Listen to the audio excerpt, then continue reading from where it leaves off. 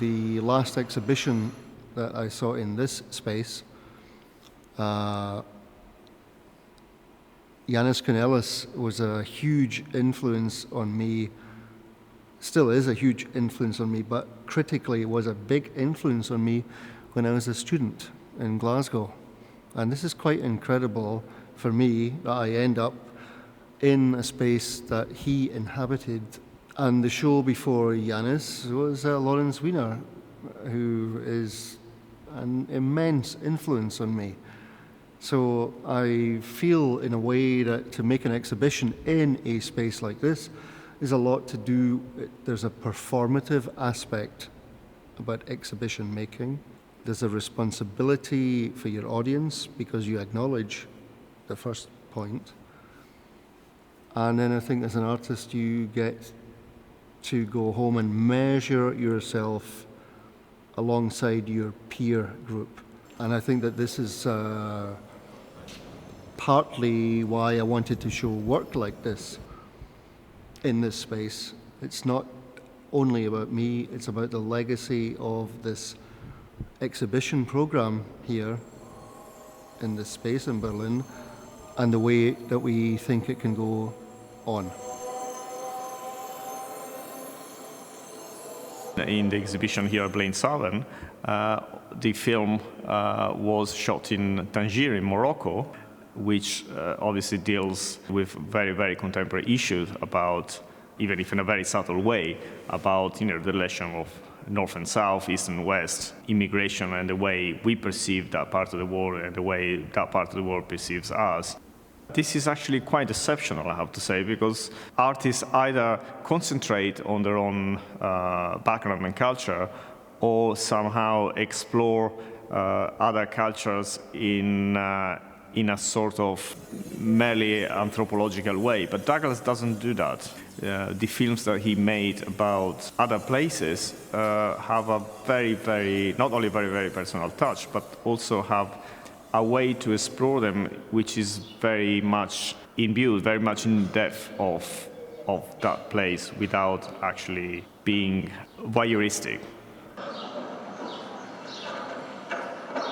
I think, quite often there's a misinterpretation of certain elements of my work, which is that, because I'm taking things from cinema, because I'm taking things from literature, because I'm taking things all the time, that it's somehow an apolitical practice.